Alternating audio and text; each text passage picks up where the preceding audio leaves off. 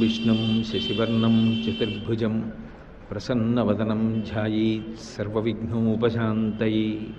యదా యదా హి ధర్మస్య గ్లానిర్భవతి భారత అభ్యుత్థానమధర్మస్య తదాత్మానం సృజామ్యహం అంటాడు భగవద్గీతలో శ్రీకృష్ణ పరమాత్మ. బింబాధరం బహుళదీర్ఘకృపాకటాక్షం శ్రీవేంకటేశముఖమాత్మని సన్నిధత్తాం. విమలపటి కమలకుటి పుస్తకరుద్రాక్షసస్తహస్తపుటి కామాక్షి పక్ష్మలాక్షి కలిత విపంచి విభాసి వైరించి. ఎప్పుడెప్పుడైతే ధర్మమునకు ఇబ్బంది కలుగుతుందో అప్పుడప్పుడు ఒక జన్మ ఎత్తవలసినటువంటి అవసరం లేనటువంటి నేను వేరొక జన్మని సృజించుకొని ఒక రూపంతో ఈ భూమి మీదకు వస్తూ ఉంటాను. అలా రావడం వెనక ఉన్నటువంటి ప్రధానమైనటువంటి ప్రయోజనం ధర్మానుష్ఠానమునకు ప్రతిబంధకంగా నిలబడినటువంటి వారి పీచమణిచి మళ్ళీ ధర్మము యొక్క వైభవాన్ని నిలబెట్టడం కోసమే ప్రధాన ప్రయోజనంగా అవతార స్వీకారం చేస్తాను అంటాడు. లేకపోతే ఈశ్వరుడికి జన్మ ఎత్తవలసిన అవసరం ఏముంటుంది? ఆయన ఒక రూపంతో ఒక పేరుతో ఈ భూమి మీదకి రావలసిన అవసరం ఉండదు.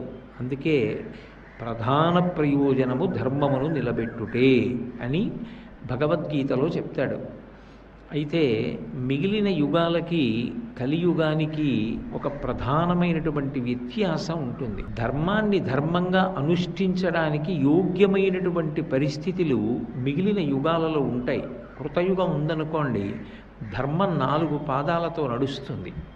ధర్మానికి ప్రధానంగా 4 పాదములు అన్న మాటకు అర్థం సత్యము, శౌచము, తపస్సు, దయ.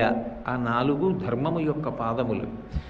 ఆ 4 పాదములతో ధర్మం నడుస్తుంది కాబట్టి అందరూ ధర్మానుష్ఠానం చేయడానికి యోగ్యమైనటువంటి పరిస్థితులు ఉంటాయి.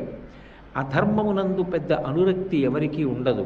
ఎక్కడో ఎవరో ఉన్నా వాళ్ళు రాక్షసులు అని గుర్తించడానికి కూడా అవకాశం ఉంటుంది. ఎందుకని అంటే రాక్షసులకు ఒక ఉపాధి ఉంటుంది.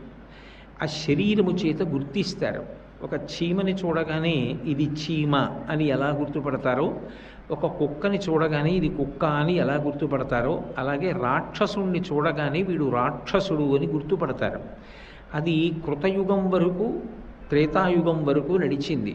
ద్వాపర యుగం దగ్గరికి వచ్చేటప్పటికీ రాక్షసాంశలలో మనుష్యులు వచ్చారు. దుర్యోధనాదులు రాక్షసాంశలో వచ్చినటువంటి వారు. కానీ పరిపూర్ణావతారమైనటువంటి కృష్ణావతారం ద్వాపర యుగంలో వచ్చినటువంటి కారణం చేత రాక్షసాంశలలో పుట్టి ఎవరైతే ధర్మాన్ని పాడు చేస్తారో వాళ్ళందరూ ఒక్కచోటికే సమూహంగా ఏర్పడ్డారు.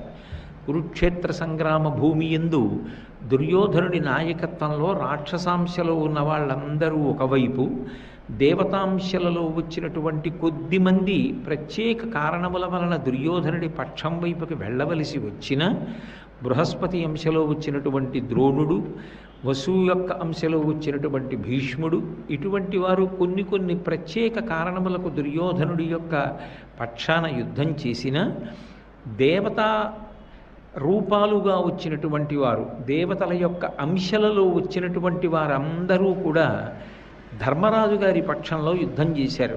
శ్రీకృష్ణ పరమాత్మ అర్జునుడికి సారథ్యం చేశాడు కనుక ఆయన అర్జునుడిని పాండవుల్ని అడ్డుపెట్టి అధర్మ వ్యాప్తికి ఎవరైతే సహకరిస్తున్నారో, ఎవరు రాక్షసాంశలలో వచ్చారో వారందరినీ మట్టుపెట్టాడు. అందుకే ధర్మక్షేత్రే కురుక్షేత్రే అంటారు. ధర్మాన్ని స్థాపించడానికి కురుక్షేత్ర సంగ్రామ భూమి ప్రధానమైనటువంటి వేదిక అయింది. అలా ప్రధానమైనటువంటి వేదిక అయి రాక్షసాంశలలో వచ్చినటువంటి వారందరూ కూడా పరిమార్చబడ్డారు. కానీ కలియుగం దగ్గరికి వచ్చేటప్పటికి ఒక పెద్ద సమస్య ఏర్పడింది. కలి పురుషుడు రాక్షసుల యందు ఎక్కువగా ఉండి ధర్మాన్ని పాడు చేస్తాడు. కానీ రాక్షసులకు ఉపాధి లేదు. రాక్షసులు ఈ శరీరంతో ఉంటారు అని గుర్తుపట్టడం సాధ్యం కాదు. అది కృతయుగం త్రేతాయుగంతో అయిపోయింది. కానీ కలియుగం దగ్గరికి వచ్చేటప్పటికి వాళ్ళకి ఉపాధి లేకపోవడం అన్నది ఒక పెద్ద సమస్య అయితే, వాళ్ళకి నివాస స్థానము మనుష్యుని యొక్క మనస్సు అయింది. రాక్షసుడు ఎక్కడ ఉంటాడు అంటే మనిషి యొక్క మనసులోనే ఉంటాడు. ఎంతకాలము పరిస్థితులు అనుకూలముగా రాక్షసులకు ఉండవో అంతకాలము మనిషి యొక్క మనసులో అణగి ఉంటాడు. పైకి లేవడు, లేవకుండా అణిగి మణగి ఉంటాడు. పరిస్థితులు అనుకూలమయ్యాయనుకోండి, ధర్మాన్ని వదిలిపెట్టేద్దాం అని అనిపించింది అనుకోండి, అది ఎంత తొందరగా మనసు లోపల ఆ జాడ్యం ప్రబలిపోతుంది అంటే ఎప్పుడు ఎవరు ఎంత ఉద్ధతితో కూడిన పని చేస్తారు అన్నదాన్ని లెక్క కట్టడం సాధ్యం కాదు. మనిషి మనసులోంచి రాక్షస విజృంభణ ఉంటుంది. అయినప్పుడు మనిషి మనసులో రాక్షసుడు ఉంటే ఎంతమంది మనుష్యుల యొక్క తలలు తెగటార్చగలడు పరమాత్మ? కలియుగంలో ఒక అవతారంగా వచ్చినా ఎంతమంది కుత్తుకలు కోసేస్తాడు? పూర్వం అంటే రాక్షసులు తెలిసారు కాబట్టి రాక్షసుల్ని చంపాడు. ఇప్పుడు ఆ రాక్షసులు మనిషి మనసులో ఉన్నారు, ఎప్పుడు లేస్తారో తెలియదు. అయినప్పుడు ఎంతమంది తలలు తీసేస్తూ వెళ్ళిపోతాడు? పైగా యుగమే కలియుగం. యుగమే కలియుగం అయినప్పుడు కలి యొక్క ఉద్ధతి చాలా విశేషంగా ఉంటుంది. భాగవతంలో ప్రారంభంలోనే ఆ కలిపురుషుని యొక్క ఉద్ధతిని వర్ణిస్తారు. భర్త భార్యని చూడడు, భార్య భర్తని గౌరవించదు. తల్లిదండ్రుల్ని మనం ఆదరించాలి. వృద్ధులైపోయిన తరువాత వారికి బాసటగా నిలబడడం మన కర్తవ్యం అన్న భావన పిల్లలకు ఉండదు. పిల్లల మీద ఉండవలసిన వాత్సల్యం, పిల్లల్ని పెంచవలసిన తీరు పెద్దల యందు ఉండదు. యజమానికి ఉద్యోగికి మధ్య ఉండవలసిన సంబంధం పవిత్రంగా ఉండదు. రాజులు ధర్మాన్ని ఆలంబనం చేసుకుని పరిపాలన చెయ్యరు. అన్యాయం, అశాంతి, అభద్రత ఎక్కువైపోతాయి. ధర్మమునకు స్థానం కరువైపోతుంది. ధర్మ ప్రచారము కూడా అంత కష్టమైపోతుంది. ఎందుకని అంటే ధర్మ ప్రచారము కంటకింపైపోతుంది. అయిపోయి ఆ ధర్మ ప్రచారమును నిరుత్సాహపరచడానికి ప్రయత్నములు జరుగుతాయి. ఇవి నేను చెప్తున్నవి కావు, భాగవతాంతర్గతమైన విశేషములు. భీష్ముడు మహాభారతం శాంతి పర్వంలో, అనుశాసనిక పర్వంలో చెప్తాడు కలియుగ లక్షణాలు. భాగవతం ప్రథమ స్కంధంలోనే చెప్పారు. కాబట్టి ఇటువంటి పరిస్థితులన్నీ ఉత్పన్నమవుతాయి. ఉత్పన్నమైనప్పుడు ధర్మాన్ని పట్టుకుందామన్న ఉత్సాహం కొంత ఉన్నా అసలు ఏది ధర్మం అన్నది తెలుసుకోవడం ఒక పెద్ద ప్రశ్న. ధర్మం చెప్పడానికి ఉన్న ప్రమాణములు 5 శృతి అంటే వేదము, అలాగే దానిని అనుగమించి ఎప్పుడూ చెప్పేటటువంటి స్మృతి. శృతేరివార్థం స్మృతిరన్వగచ్చత్ అంటాడు కాళిదాసు. స్మృతి, అలాగే పురాణము. 4వది శిష్టాచారము, పెద్దల యొక్క నడవడి. 5వది అంతరాత్మ ప్రబోధము. ఈ 5 ధర్మమునకు ప్రమాణములు. ఒకటి లేకపోతే ఒకటి చప్పున పట్టుకోవాలి. అయినప్పుడు ఈ 5 ధర్మ ప్రమాణములైతే అసలు ఈ 5 ధర్మ ప్రమాణములను పరిశీలించగలిగినటువంటి ఉత్సాహం కొరవడిపోయి ధర్మం మీద అనురక్తి కన్నా ఆ కాలమునందు నేను అనుభవించవలసిన భోగం నేను అనుభవించానా లేదా, ఇంద్రియములు, మనసు, శరీరము భోగమును అనుభవిస్తున్నాయా లేదా, నేను ధర్మం అన్న మాటని వదిలిపెట్టి సంపాదించానా లేదా, ఎంత సంపాదించాను అన్నది ప్రధానమైపోతుంది తప్ప ఎలా సంపాదించాను అన్నది ప్రధానము కాకుండా పోతుంది. అయిపోయినప్పుడు ప్రమాదకరమైనటువంటి పరిస్థితులు ఏర్పడి ధర్మ వైక్లభ్యము జరుగుతుంది. జరిగినప్పుడు ఎలా ఈ ధర్మం అంతా కూడా క్షయమవుతూ ఉంటే, ఆ ధర్మ వ్యతిరేకమైన ఆలోచనలు కలిగినటువంటి వాళ్ళు మనిషి మనసు యందే తిష్ట వేసి ఉంటే, ఆ రాక్షసుడు ఎప్పుడు లేస్తాడో ఎవరు ఊహించలేని పరిస్థితులు ఉంటే ఏం చెయ్యాలి? అందుకే శివకేశవుల మధ్య భేదము లేదు అని చెప్పడానికి ప్రబలమైన ఉదాహరణ బోధ ద్వారా మనిషికి ధర్మమునందు అనురక్తి కల్పించి అధర్మమునందు అనురక్తి కలగకుండా ఉండేటట్టుగా చెయ్యడానికి శంకరుడు కృష్ణుడి యొక్క ప్రతిజ్ఞని నెరవేర్చడం కోసమని ఆదిశంకర భగవత్పాదులుగా బయలుదేరి వచ్చి యావత్ భారతాన్ని కూడా పాదచారి అయి పర్యటించి అధర్మాన్ని తన బోధల ద్వారా తగ్గించి ధర్మమునందు ప్రజలలో అనురక్తిని పెంచాడు. ఒక పక్క అది జగద్గురు స్వరూపంగా గురువుగా శంకరుడు భూమి మీదకొచ్చి కలియుగంలో చేసినటువంటి మహోపకారం. పరమేశ్వరుడు ఆయన కూడా కలిపురుషుడి యొక్క ఉద్ధతిని దృష్టిలో పెట్టుకున్నాడు. ఏదైనా చిన్న పుణ్యకార్యం చెయ్యాలి, ఒక ధర్మం చెయ్యాలి అంటే మనసు దానికి వ్యతిరేకమైన ఆలోచనలు బోల్డ్ చెప్తూ ఉంటుంది. ఇప్పుడు ఇవన్నీ అవసరమా? ఇంత కష్టపడాలా? ఇంత కష్టపడి ఉత్సవాలు చేయాలా? ఇంత కష్టపడి పూజ చేయాలా? మనసుతో చేస్తే సరిపోదా? ఓ నమస్కారం పెడితే చాలదా? డబ్బులు ఖర్చు పెట్టాలా? ఇన్ని ఆలోచనలు మనసులోంచి వస్తాయి. అలసులు మందబుద్ధియుతులు అల్పతరాయువులు ఉగ్రరోగ సంకలితులు మందభాగ్యులు సుకర్మములేవియు చెయ్యజాలరి కలియుగమందు మానవులు కావున ఎయ్యిరి సర్వసౌఖ్యమయ్యలవడు ఏమిటంబొడము ఆత్మకు శాంతి మునీంద్ర చెప్పవే అని ప్రారంభం అవుతుంది భాగవతం. అలసులు, తెల్లవారుజామున ఓ వారం రోజులు లేవాలి అంటే అయ్య బాబోయ్ అంటాం. అలసులు మందబుద్ధియుతులు, ఏదైనా విషయాన్ని గ్రహించడంలో బుద్ధి చురుకుతనంతో ఉండదు. ఎన్నో వింటూ ఉంటాడు, కానీ విన్న వాటిలో ఎన్ని జ్ఞాపకం ఉన్నాయన్నది ప్రధానం. కానీ ఇవి తప్ప మిగిలినవన్నీ జ్ఞాపకం ఉంటూ ఉంటాయి. మందబుద్ధియుతులు అల్పతరాయువులు. ఆయువ చాలా తక్కువ ఆయువు. అసలు నిజానికి కలియుగంలో 100 ఏళ్ళంటే చాలా తక్కువేగా మిగిలిన యుగాలతో పోలిస్తే. ఆ 100 ఏళ్ళు పూర్తి చేసుకునేటటువంటి వాళ్ళు కూడా తగ్గిపోతారు. అల్పతరాయువులు ఉగ్రరోగ సంకలితులు, ఎన్ని ఔషధాలు వస్తాయో అన్ని కొత్త అనారోగ్యాలు వస్తూ ఉంటాయి. ఉగ్రరోగ సంకలితులు మందభాగ్యులు, డబ్బు లేని వాళ్ళు అని కాదు మందభాగ్యులంటే. ఏదైనా మంచి పని చెయ్యాలి అనేటప్పటికే వాడి దగ్గర డబ్బు లేదంటూ ఉంటాడు. వాడు భోగం అనుభవించవలసి వచ్చిందనుకోండి, ఎక్కడ లేని డబ్బు ఉంటుంది. వాడికో అనారోగ్యం వస్తే ఎక్కడి నుంచి అయినా డబ్బు వస్తుంది. ఓ పుణ్యకార్యం చేయవలసి వస్తే మాత్రం అమ్మో అంత ఖర్చు పెట్టడమే అంటాడు. అందుకని మందభాగ్యులు సుకర్మములేవియు చెయ్యజాలరి కలియుగమందు మానవులు. అందుకని సుకర్మలు చెయ్యలేరు. అయితే వారి తప్ప అంటే వారి తప్పు కాదు, అది కలిపురుష లక్షణం. కలిపురుషుడు బుద్ధిని అలా ప్రచోదనం చేస్తాడు. అలా ప్రచోదనం చేసినప్పుడు మరి మనుష్యులు ఉద్ధతిని పొందడం, సద్గతిని పొందడం ఎలా సాధ్యం అవుతుంది? కలియుగంలో ఏ పరమేశ్వరుడే కలిపురుషుడిని సృష్టించాడో, ఏ పరమేశ్వరుడే ఈ యుగంలో కలి ప్రధానుడై ఉంటాడని నిర్ణయించాడో, ఏ పరమేశ్వరుడే రాక్షసులు మనుష్యుల మనస్సులలో కూర్చుని ఉంటాడు ఈ యుగంలో అని నిర్ణయించాడో, ఏ పరమేశ్వరుడే కలి యొక్క ఉద్ధతి చేత మనుష్యులు ధర్మమునందు ఊంచుకోవడం కష్టమవుతుంది అని నిర్ణయించాడో, ఆయనే కదా అక్కడకు రావాలి. ఆయనే కదా ఇన్ని కష్టాలు ఉన్నప్పుడు మనుష్యులకు తరించడానికి ఓ దారి కూడా చూపించాలి. అందుకే ఒక్క కష్టాన్ని ఇవ్వడమే కాదు, ఆయన అంత తేలికగా తరించడానికి మార్గాన్ని కూడా కలియుగంలో ఇచ్చాడు. అందుకే కలవు వెంకటనాయక, వెంకటేశ్వరుడన్న పేరుతో కలియుగంలో ఆయన పరమాద్భుతమైనటువంటి అవకాశములను కొన్ని యుగంలో ప్రారంభంలోనే కనపడుతుంది. ధర్మము ఎద్దు రూపాన్ని పొంది ఒంటికాలితో వెడుతూ ఉంటుంది.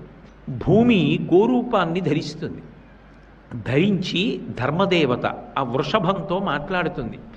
మాట్లాడుతూ ఈ లోకంబున పూర్వము 4 పాదముల నీవు నడతువు, ఆ శ్రీలలనేశుడు లేమిని కాలముచే నీకు ఒంటి కాలయ్యే కదే అంటుంది.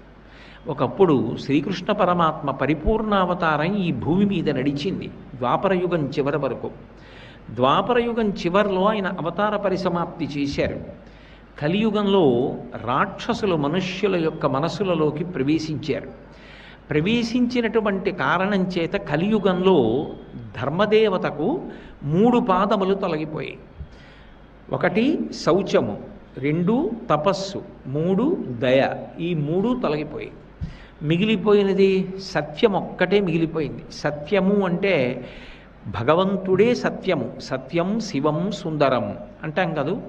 సత్యమన్న మాట పర్యాయపదంగా భగవంతుడికే అన్వయం అవుతుంది. ఆ సత్యం ఒక్కటే మిగిలిపోయింది. సత్యమేవేశ్వరో లోకే సత్యం పద్మాశ్రితా సదా సత్యమూలాని సర్వాణి సత్యాన్నాస్తి పరమం పదం అంటాడు రాముడు అయోధ్యకాండలో. అటువంటి సత్యమన్న ఒక్క పాదం మీదే ధర్మదేవత నడుస్తోంది. ఆ ఆవు భూమి చూసి బాధపడింది. ఎందుకని అంటే ధర్మం ఎంత గొప్పగా ఉంటే భూమి అంత సంతోషంగా ఉంటుంది. భూమికి భౌతికమైన బరువు ఉండదు. ఎన్ని ప్రాణులు పుట్టనివ్వండి, ఎంత ఐశ్వర్యము పెరగనివ్వండి, భూమికి బరువు ఉండదు. భూమికి బరువు ఎప్పుడు అంటే పాపము పెరిగిపోతే భూమికి బరువు. పాపం అంటే ఈశ్వరుడు వద్దన్న పని చేయడం. అయినప్పుడు మరి భూమికి భారం ఎక్కువైపోయింది. అది ఎవరికి చెప్పాలి? శ్రీ మహావిష్ణువుకి చెప్పాలి. స్థితికర్త, ధర్మ సంస్థాపకుడు, ధర్మాన్ని నిలబెట్టవలసినటువంటి కర్తవ్యము ఆయన భుజస్కందముల మీద ఉంది. గోరూపంలో పిలిస్తే తొందరగా పలుకుతాడని ఆమె గోరూపాన్ని పొందింది. ధర్మదేవత వృషభ రూపాన్ని పొందాడు. గోవు ధర్మదేవతతో మాట్లాడుతూ ధర్మం పాడైపోతే ఎవరో ఒక్కళ్ళకే ఇబ్బంది అని అనుకోకూడదు. ధర్మం పాడైపోతే ధర్మం గురించి చెప్పేవాడు ఎవరికో ఇబ్బంది, ధర్మం పాడైపోతే సమాజంలో ఎవరో కొంతమందికి ఇబ్బంది కాదు. ధర్మం పోతే ఎంతమందికి ఇబ్బందో భూమి చెప్పింది. అందుకే అది భాగవతం యొక్క గొప్పతనం. ప్రారంభంలోనే ధర్మదేవతతో మాట్లాడుతూ నువ్వు ఇలా ఒంటిపాదం మీద ఉంటే ఎంతమందికి ఇబ్బంది వస్తుందో తెలుసా? దేవతలకు, ఋషులకు, పితృదేవతలకు, నాకు, నీకు, ధీయుతులకు, నానావర్ణాశ్రమములకు, గోవులకు బాధ ఎనచు కుందెదననగా అంది భూమాత. నేను ఏడుస్తున్నది నా గురించి కాదు. ధర్మం పోతే దేశంలో ఎంతమంది బాధపడతారు అంటే మొట్టమొదట దేవతలకు. ఇంట్లో దేవతలకి పూజ ఉండదు, దేవతలకి నైవేద్యం ఉండదు. నైవేద్యం ఎందుకు పెట్టాలండి? నదిలో స్నానం ఎందుకు చేయాలండి? ఈ కర్మలు ఎందుకు చేయాలండి? ఇవన్నీ మానేస్తే పోదా అన్న విపరీతవాదములు వీళ్ళు ఉంచుకుంటాయి. ఈ మాట భాగవతంలో చెప్పింది భూదేవత. కాబట్టి దేవతలకు, అలాగే ఋషులకు, మనకి ఋషి రుణం ఉంది. ఋషులు మనమందరం చదువుకుని ధర్మమునందు అనురక్తి కల్పించుకొని అనుష్ఠానం చెయ్యాలి అని రామాయణ భారత భాగవతాది గ్రంథములను ఇచ్చారు. ఏ ప్రవచనం ప్రారంభం చేసినా వ్యాస వాల్మీక మహర్షులకు నమస్కారం చేయకుండా చెయ్యరు. ఎందుకు చెయ్యరు అంటే ఒక రోజు అంటే సూర్యుడు చంద్రుడు, పగటిపూట సూర్యకాంతి, రాత్రిపూట చంద్రకాంతి రెండూ కలిస్తే ఒక రోజు. అలాగే భారతం, భాగవతం ఈ రెండిటిని ఇచ్చినటువంటి మహానుభావుడు వ్యాస మహర్షి. చంద్రవంశాన్నంతటినీ చెప్పాడు. సూర్యవంశాన్ని, రామాయణాన్ని, రామకథని వాల్మీకి మహర్షి చెప్పారు. అందుకే సూర్యచంద్ర వంశములను రెండిటినీ చెప్పి వాంగ్మయాన్ని పరిపూర్ణం చేసి వ్యాసో నారాయణ స్వయం, సాక్షాత్తు నారాయణుడు వ్యాసుడై వేద విభాగం చేసి లోకోద్ధరణం కావించి వాంగ్మయాన్ని అందించాడు. కాబట్టి అటువంటి వ్యాస వాల్మీక మహర్షుల యొక్క రుణాన్ని తీర్చుకోవడం కోసం వాంగ్మయాన్ని పరిశీలనం చేస్తారు. కాబట్టి రామాయణ భారత భాగవతాది గ్రంథముల యందు అనురక్తి తొలగిపోయి అవన్నీ ఒక వయసులో చదువుకునేవి కావు. అవన్నీ ఎప్పుడో పదవీ విరమణ చేసేసిన తరువాత, జుట్టు తెల్లబడిపోయిన తరువాత, ఏమి చెయ్యడానికి ఏ పని లేనప్పుడు చదువుకునేవి అన్న ఒక అపోహ పెరిగిపోతుంది. అప్పుడు ధర్మం అంటే తెలుసుకుని ఏం అనుష్ఠానం చేయడానికి? జరగవలసిన సమయం జరిగిపోయింది. కాబట్టి దేవతలకు, ఋషులకు, పితృదేవతలకు ఓ తండ్రి శరీరం వదిలిపెడితే ఆ తండ్రికి చెయ్యవలసిన కార్యాలు చెయ్యరు. అలా ఎందుకు చెయ్యాలి అన్న వితండవాదన బయలుదేరుతుంది. పెద్దలు శరీరం వదిలిపెట్టినప్పుడు జరగవలసిన కార్యములు, ప్రతి ఏడాది జరగవలసిన కార్యములు విశ్వాసమును కోల్పోతాయి. పితృదేవతలకు, నాకు అంటే భూమికి, నీకు, ధర్మదేవతకి, అలాగే ధీయుతులకు, బుద్ధి కలిగిన వారు అటువంటి పరిస్థితిని చూసి బాధపడతారయ్యయ్యో, సమాజమునందు ధర్మము క్షీణించిపోతే, ఈశ్వరానుగ్రహము తొలగిపోతే సమాజము ఎలా పరిఢవిల్లుతుంది, ఎలా రక్షణ కలుగుతుంది అని బాధపడతారు. అందుకని ధీయుతులకు, నానావర్ణాశ్రమములకు, అన్ని ఆశ్రమముల వారికి ఇబ్బందే. బ్రహ్మచర్యంలో ఉన్నవాడికి, గృహస్థాశ్రమంలో ఉన్నవాడికి, వానప్రస్థుకి, సన్యాసికి అందరికీ ఇబ్బందే. ఏ ఆశ్రమంలో ఉన్న వాళ్ళకి ఏది అందాలో అది అందితే వాడి మనసు ఆరోగ్యంగా ఉంటుంది. ఏ ఆశ్రమంలో ఉన్నవాడికి ఏది అందాలన్న దాని మీద ఏ విచక్షణ ఉండదు, ఎవరికి ఏదైనా అందుతుంది. అప్పుడు ఆశ్రమములు భద్రంగా ఎలా ఉంటాయి? నానావర్ణాశ్రమములకు, గోవులకు, గోవు, ఎద్దు ఈ రెండు ధర్మచక్రం తిరగడానికి ప్రధాన కారణం. ఎద్దు భూమిని దున్నుతుంది, దున్నడం చేత అన్నం వస్తుంది. ఆ అన్నంలోకి ఆవు పాలలోంచి వచ్చినటువంటి నీతిని కలిపి హోమం చేస్తారు. హోమం చేస్తే మఖము చేయ వజ్రి మది సంతసించును, వజ్రి సంతసింప వానకురియు, వానకురిసి గసవు వసుమతిపై పెరగు, గసవు మీసి ధేను గణము బ్రతుకు అంటారు భాగవతంలో దశమస్కంధంలో. ఆ యజ్ఞం చేస్తే యజ్ఞము వలన దేవతలు సంతోషిస్తారు. దేవతలు సంతోషిస్తే వర్షం పడుతుంది. వర్షం పడితే శం ద్విపదే శం చతుష్పదే, 2 కాళ్ళున్న ప్రాణులు 4 కాళ్ళున్న ప్రాణులు సంతోషపడతాయి. కానీ ఆ గోవులకు క్షేమం ఉండదు, ఆ గోవుల పట్ల ఆరాధనా భావం ఉండదు. గోవుకి పూజ ఏమిటంటే అని అడిగే వాళ్ళ సంఖ్య ఎక్కువైపోతుంది. కాబట్టి నానావర్ణాశ్రమములకు గోవులకు బాధ ఎనచుకుందెదననగా ఇంతమంది బాధపడతారు. ధర్మము తొలగిపోతే అది ఎవరో కొంతమందికి మాత్రమే కష్టము అని అనడానికి వీల్లేదు. సమాజంలో ఉన్న సమస్త ప్రాణులు బాధపడడానికి ధర్మం పోవడమే కారణం. కాబట్టి అలా తొలగిపోకుండా ఉండాలంటే ఓ ధర్మదేవత నువ్వు కదా సరిగ్గా ఉండాలి. నువ్వు 4 కాళ్ళతో ఉండాలి కదా. ఒంటికాలితో నువ్వుంటే ఇంకా సమాజము ఎలా సంతోషంగా ఉంటుంది, ఎలా శాంతియుతంగా ఉంటుంది? ఉండవలసినది ధర్మం. అది పోయిన నాడు ఎన్ని ఉంటే మాత్రం భద్రత ఉంది, ఎన్ని ఉంటే మాత్రం శాంతి ఉంది, ఉండదు అని భూదేవత మాట్లాడుతుండగా పరీక్షిన్ మహారాజు గారు వచ్చి ఒక మాట అంటాడు. వాసవి అయిన గడ్డి తిని వాహినులందు జలంబు త్రాగగా నీ పాదంబులెవ్వడిటు నిర్దలితంబుగా చేసే వాడు తా ఖేచరుడైన వాణి మణికీలిత భూషణయుక్త బాహులన్ వేచని త్రుంచివైతు వినువీధికి వేగిన నెలదాగినన్ అంటాడు. ఓ ఎద్దా, నువ్వు ఎవరి దగ్గరికి వచ్చి ఎవరింట్లో చొరపడి ఎవరు తినవలసిన పదార్థాన్ని తినేయట్లేదు. వాసవి అయిన గడ్డి తిని, ఎవరికీ అక్కర్లేని గడ్డి, పుట్టల మీద పెరిగిన గడ్డి వెతుక్కుని ఊరికి దూరంగా వెళ్ళి బీడిలో తినుస్తున్నావు. వాహినులందు జలంబు త్రావగా, ఎక్కడో దూరంగా ప్రవహిస్తున్నటువంటి కాలవలో ఉన్న నీళ్లు తాగి వస్తున్నావు. అటువంటి నువ్వు లోకానికి ఎంతో ఉపకారం చేసి పెడుతున్నావు. భూమిని దున్నుతున్నావు, బండి లాగుతున్నావు, గోసంతతి పెరగడానికి కారణమవుతున్నావు, ధర్మానికి అలవాలమవుతున్నావు, ఆలంబనమవుతున్నావు. కానీ నీ 3 కాళ్ళు తెగిపోయి నీ చరణంబులెవ్వడిటు నిర్దలితంబుగా చేసే, ఎవడు నీ 3 కాళ్ళు తెగకొట్టినవాడు? వాడు తా కీచరుడైన, వాడు ఆకాశంలో తిరగగలిగిన వాడైనప్పటికీ వాని మణికీలిత భూషణయుక్త బాహులన్, మణులతో కూడుకున్నటువంటి భూషణముల చేత అలంకరింపబడినటువంటి బాహువులు కలిగిన వాడైనా ఆ బాహువులతో నీ పాదములను ఖండించాడు. కాబట్టి నేను ఇప్పుడు నా ఖడ్గము చేత వాడి యొక్క భుజములను తొలగిస్తాను, వాడి చేతులు నరికేస్తాను.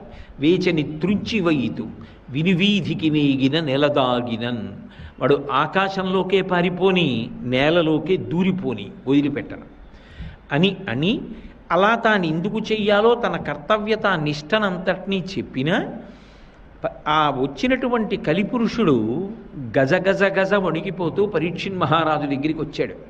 పరీక్షిత్ ఖడ్గం తీసి కలిపురుషుణ్ణి సంహరించడానికి సిద్ధంగా ఉన్నాడు. ఆ కలిపురుషుడు చేసినటువంటి ఉద్ధతిని చూసి అసలు కలియుగ ప్రారంభంలోనే పరీక్షిత్తుకంత ఆగ్రహం వచ్చింది. నిజంగా అంతటి సమర్థుడు. కానీ కలిపురుషుడు పరీక్షిత్తుకి శరణాగతి చేశాడు. నువ్వు కాదంటే ఈ యుగంలో ఉండవలసిన నేను ఎక్కడికి పారిపోవాలి? కాబట్టి నువ్వే నాకు కొన్ని స్థానములు ఇమ్మన్నాడు. అంటే అప్పుడు 1 జూదము, 2 మద్యపానము, 3 స్వేచ్ఛా విహరిణులైన స్త్రీలు. పవిత్రమైన వారు గృహస్థాశ్రమాన్ని పాటించే అందరి స్త్రీల గురించి మాట్లాడలేదు అందులో. స్వేచ్ఛా విహరిణులైనటువంటి స్త్రీలు. అలాగే 4వది వేట. వేట అంటే అవతల వారిని బాధ పెట్టడం. ఈ 4 స్థానములను ఇచ్చాడు. 4 కాదు, ఇంకొక స్థానం ఇమ్మని అడిగాడు. బంగారం స్థానంగా ఇస్తున్నాను, 5వ స్థానంగా నీకు ఇస్తున్నాను అన్నాడు. 5 స్థానములు కలిపురుషుడు నివసించడానికి స్థానములుగా పరీక్షిత్తు ప్రారంభంలో నిర్ణయించాడు. ఈ 5 స్థానముల వలన 5 అవగుణములు సమాజమనందు పెరిగాయి, కలిపురుష స్థానములు కాబట్టి. జూదము వలన మనిషి యందు విశేషమైనటువంటి కాంక్ష, కోరిక, ఇంకా డబ్బు తేవాలి, జూదం ఆడాలి. అలాగే మద్యపానము వలన గర్వము, ఏమిటో తెలియనటువంటి అతిశయం, గట్టిగా మాట్లాడడం, అల్లరి.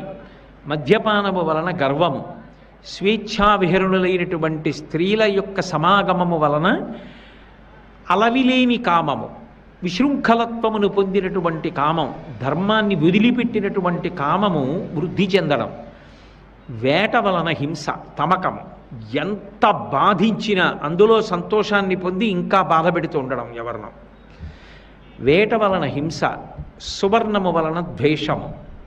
ఎవరైనా ఎక్కువ బంగారంతో కనపడ్డారనుకోండి, అంతా ఎలా సంపాదించాడు అనుకుంటున్నావు అని బహు వంకర మాట అంటూ ఉండడం. నిజంగా ఆయన ధార్మికంగా సంపాదించాడో ఎలా సంపాదించాడో మనకేం తెలుసు, తెలియకుండానే ఓ మాట చౌకబారుగా అనేస్తూ ఉండడం. దేశభావం జనించడం. ఇవి 5 ఆ 5కి జోడయ్యి. అయినా ఇన్ని తెలిసినా పరీక్షిత్తు మాత్రం కలిపురుషుణ్ణి చంపలేదు, చంపకుండా వదిలేశాడు. ఎందుకు వదిలేశాడు? అసలు నిజంగా పరీక్షిత్తప్పుడు తలుచుకుంటే చంపగలడు కలిపురుషుణ్ణి. ఆయన అంత శక్తివంతుడే, పాండవుల వంశాంకురం. అయినా చంపలేదు. ఎందుకు చంపలేదు అంటే భగవంతుని యొక్క ప్రచోదనం. చంపకూడదు కలిపురుషున్నప్పుడు.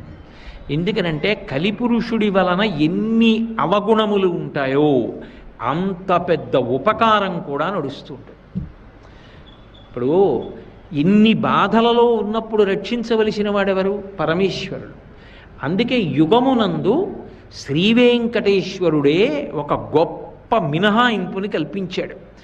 ధర్మమునందు మిమ్మల్ని ఉంచుకోనివ్వడు కనుక నేను మీకు ఒక వరం ఇస్తున్నానన్నాడు. చేసిన కాని పాపములు చెందవు, చేసెదనంచు తలంచినంతటన్, చేసెదనన్న మాత్రమున చెద్దు కదా కలిలోన పుణ్యముల్. ప్రమాదము లేదటంచు నృపుడు కలిన్ విడిచే, మరందముల్లాసముతోడగ్రోలి విరులన్ రక్షించడి తేటికైవడిన్ అన్నారు. తుమ్మెద పువ్వు మీద వాలి తేనె తాగుతుంది. ఆ తేనె తాగేటప్పుడు తనకు అవసరమైనటువంటి తేనె ఒక్కటే తాగుతుంది తప్ప, తేనె తాగి నాకు అవకాశం ఉంది కదా అని ఆ పువ్వు రెక్కలన్నీ పాడు చేసేసి ఆ రెక్కలన్నీ ఊడిపోయేటట్టుగా తన రెక్కలతో కొట్టేసి రెక్కలన్నిటి మీద తిరిగేసి పాడు చేయదు. ఎక్కడ వరకు అవసరమో అక్కడ వరకే తీసుకుంటుంది. మరందముల్లాసముతోడ త్రాగి విరులన్ పాడు చేయని తేటికైవడిన్. పువ్వులు పాడు చేయనటువంటి తుమ్మెద ఎలా ప్రవర్తిస్తుందో అలా పరీక్షిత్తు కూడా కలిపురుషుణ్ణి సంహరించకుండా వదిలేడు. ఎందుకు వదిలి? చేసిన కాని పాపములు చెందవు. కలియుగంలో ఉండేటటువంటి గొప్ప ఉపకారం ఏమిటంటే పాపం చేస్తేనే పాప ఫలితం వస్తుంది.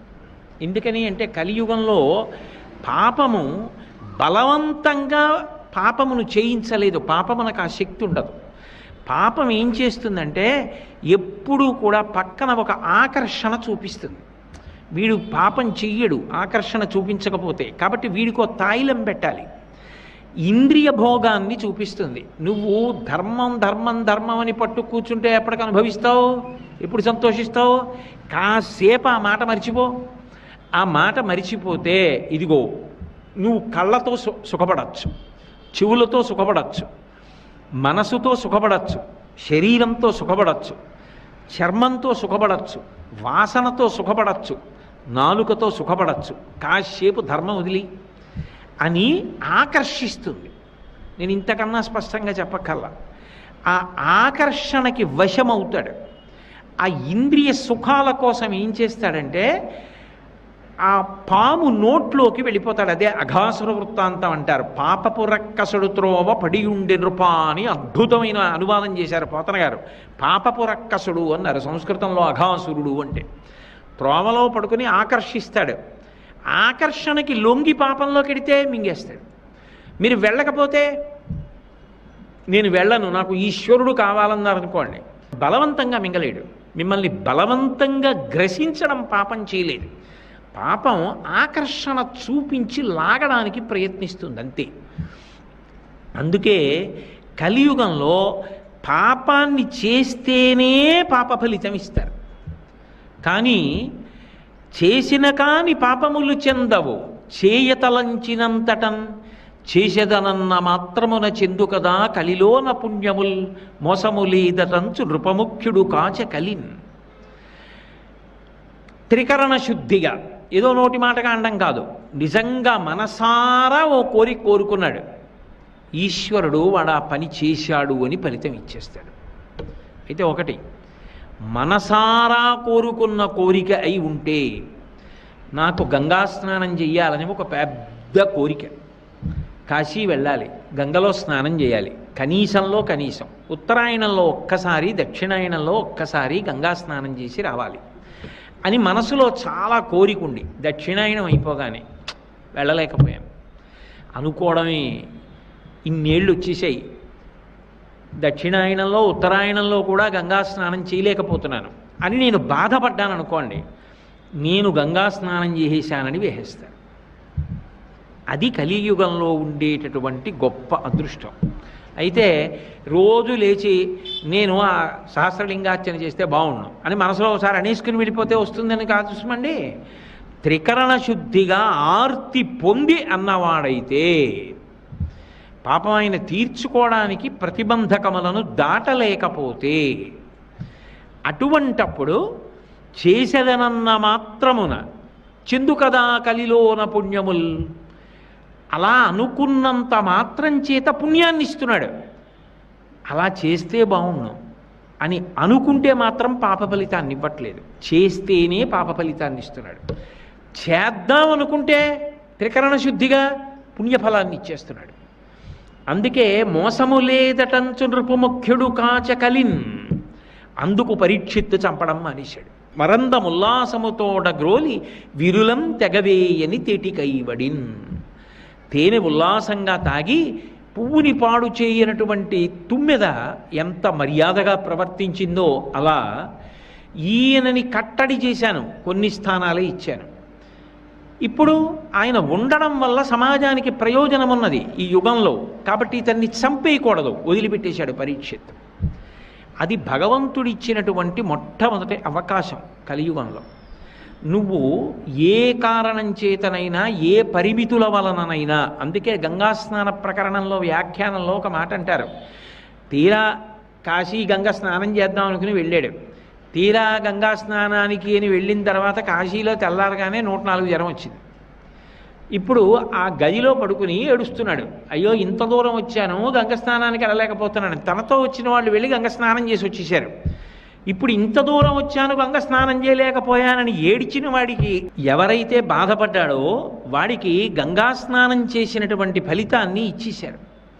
కాబట్టి మోసము లేదటంచు నృపముఖ్యుడు కాచ కలిన్, మోసము లేదు అని చెప్పి మహానుభావుడు పరీక్షిత్ కలిపురుషుణ్ణి సంహరించకుండా వదిలిపెట్టాడు.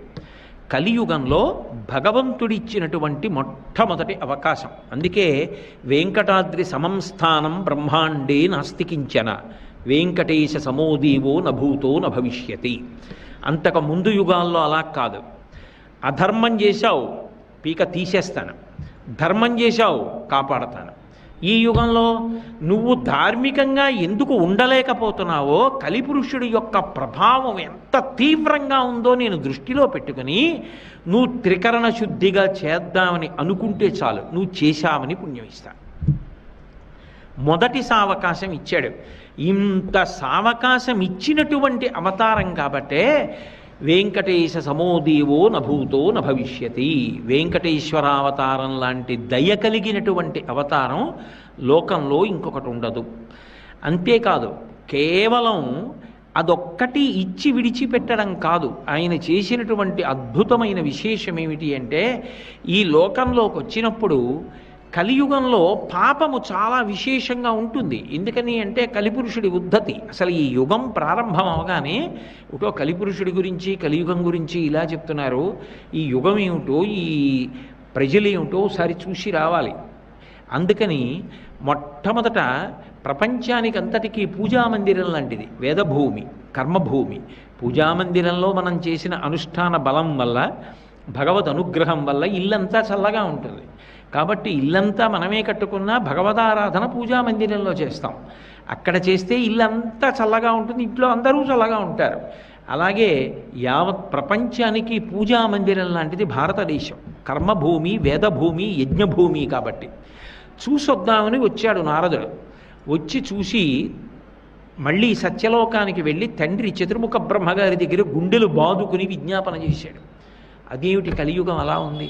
కమలాక్షు నర్చించకానక కామించి కమలాక్షితో ప్రొద్దు గడపువారు, శ్రీనాథునీనాడు సేవింపనొల్లక శ్రీమంతులగుట కాంక్షించువారు, రాజీవలోచను పూజింపకానక రాజదైవంబని భ్రమయువారు, నారాయణుని చేరు దారినూహింపక దారుణాఘంబుల తగలువారు, ముక్తి అను పల్కు ఎరుంగక భుక్తి మార్గ సాధనాకైక చిత్తులై బాధలొందువారలై కలియుగంబున ప్రజలు పతితులౌటకేను చింతింతునో అబ్జగర్భ అన్నాడు. ఓ తండ్రి పద్మసంభవ, బ్రహ్మ, కలియుగంలో ఉండేటటువంటి ప్రజల యొక్క దుస్థితి చూసి నా మనసు తల్లడిల్లిపోయింది. కలిపురుష లక్షణాల్లో ఒకటి ఏమిటంటే శాస్త్రమును విడిచిపెట్టినటువంటి అర్థం పర్థం లేని అలివి మారినటువంటి కామం. అందుకే కమలాక్షు నర్చించకానక కామించి కమలాక్షితో ప్రొద్దు గడపువారు. దానికి ఇంకా నేను అంతకన్నా వ్యాఖ్యానం ఏం చేయాలి? అక్కర్లేదు. ఎప్పుడూ మనసులో తిరుగుతూ ఉండేది, ఎప్పుడూ పొద్దు గడిచేది, 24 గంటలు కమలాక్షితో తిరగడమే తప్ప కమలాక్షుని సేవ చేయడానికి కూడా కొంత సమయం ఉపయోగించకపోతే నా జీవుడు ఏమైపోతాడన్న భావన కనపట్టలేదు. తృతీయ పురుషార్థము అంత ప్రధానమైపోయి కూర్చుంది. ధర్మార్థకామ మోక్షములలో మొదటిదైన ధర్మ పురుషార్థమునకు పెద్ద విలువ ఉండాలి. దీనికి ఉండవలసిన విలువ తృతీయ పురుషార్థమునకు వెళ్ళిపోయింది.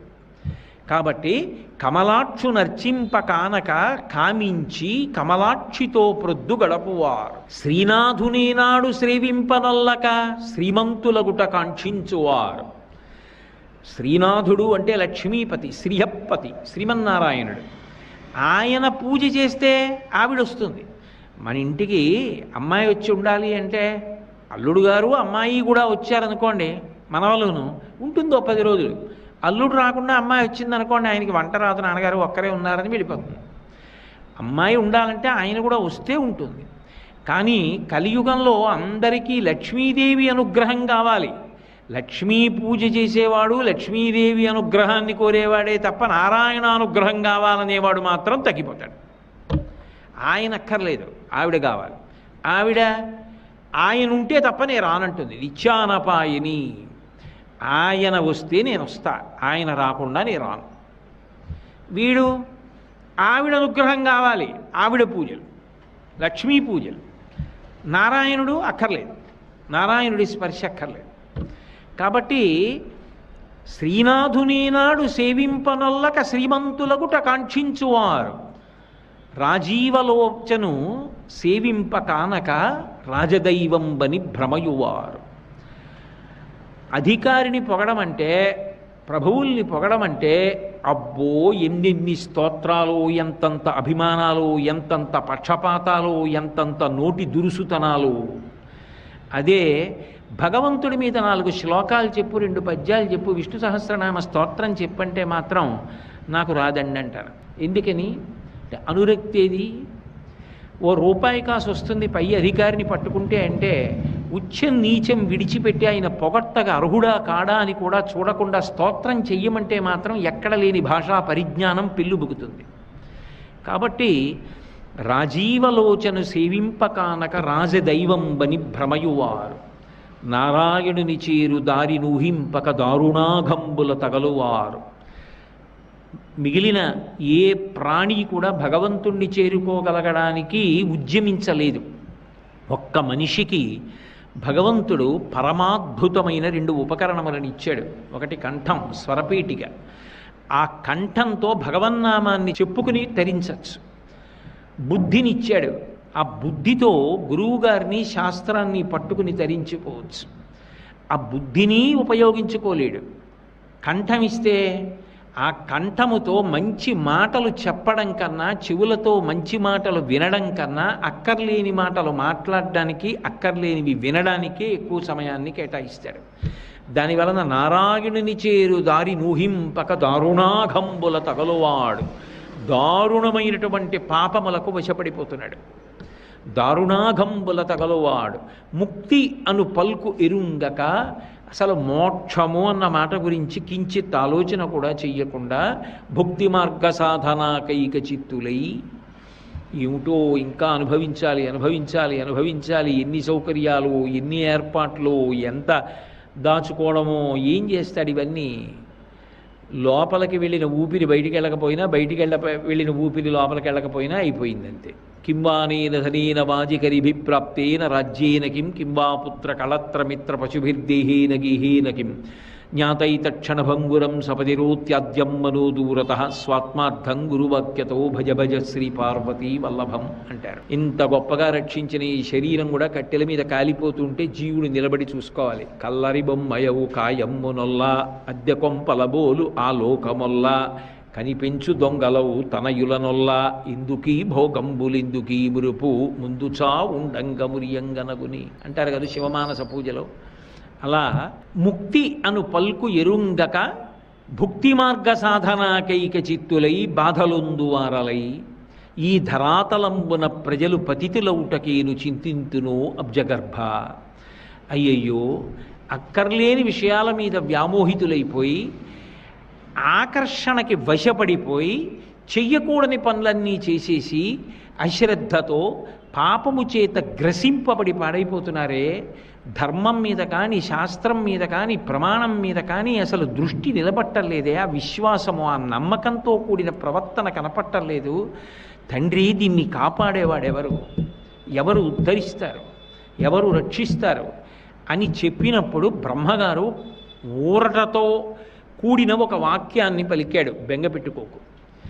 ఏ పరమేశ్వరుడు కాలమునందు ఈ యుగాన్ని సృష్టించాడో, ఈ యుగానికి కలిపురుషుడు ప్రధానుడైనటువంటి కారణం చేత ఇంత గొప్పగా పాపకర్మాచరణము జరుగుతుందో, ఆ పరమేశ్వరుడే మళ్ళీ మనుష్యులను ఆదుకుని పుణ్యమును కట్టపెట్టడానికి తానుగా కదిలి వస్తాడు. అందుకే తనని ఆరాధించే వాళ్ళు ఉన్న చోట, ధర్మం నిలబడిన చోట, ధర్మమునందు అనురక్తి ఉన్న చోట, శాస్త్ర ప్రమాణము ప్రశ్నింపబడని చోట, ఆయన చెప్పిన మాట పాటించిన చోట, ఆయన వద్దన్నది చేసేవాళ్ళు లేని చోట ఈశ్వరుడు ఓర్పు పట్టవలసిన అవసరం ఉండదు.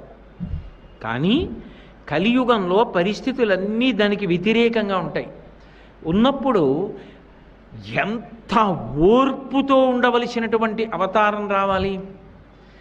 ఇప్పుడు ఓర్పు ఎవరు పట్టారు అంటే భగవంతుడు పట్టాలి. అందుకే మీరు గమనించండి, వెంకటేశ్వర అవతారం కదలడానికి మొదటి కారణం ఆయన గుండెల మీద కాలుతో తంతే అవమానాన్ని భరించి కదిలాడు. భృగు మహర్షి దేవతలలో ఎవరు యజ్ఞభోక్తగా ఉండవలసిన వాడో నేను నిర్ణయిస్తానని బయలుదేరి బ్రహ్మలోకం దాటి, కైలాసం దాటి, వైకుంఠానికి వెళ్ళి రమాపతి లక్ష్మీదేవితో కలిసి ఉన్నటువంటి వేళలో తను సాష్టాంగం చేస్తే తనని చూడలేదని కోపగించి ఆయన వక్షస్థలం మీద తన్నడం ఏమిటి? ఆయన వక్షస్థలం మీద తంతే లక్ష్మి పక్కకి తొలగిపోతే ఎంత ఓర్పు పట్టాడంటే, ఈ యుగంలో ఉద్ధరించడానికి ఓర్పు పట్టడం కన్నా మార్గం లేదు. ప్రాయం వచ్చినటువంటి కొడుకు తప్పు చెయ్యడు అన్న ధైర్యంతో తండ్రి హాయిగా కూర్చుంటాడు.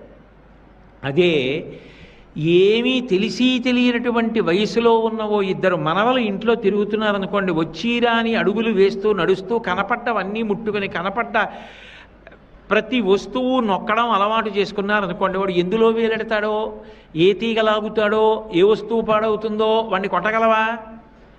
తాత ఓర్పు నేర్చుకోవాలి. అవేవి వాడికి అందకుండా జాగ్రత్తగా పేటికలు కట్టించుకుని దాచుకోవాలి. ఇప్పుడు ఓర్పు ఎవరికి కావాలి? తాతకు కావాలి. ఎందుకని? మనవల్ని రావద్దు అనగలవా?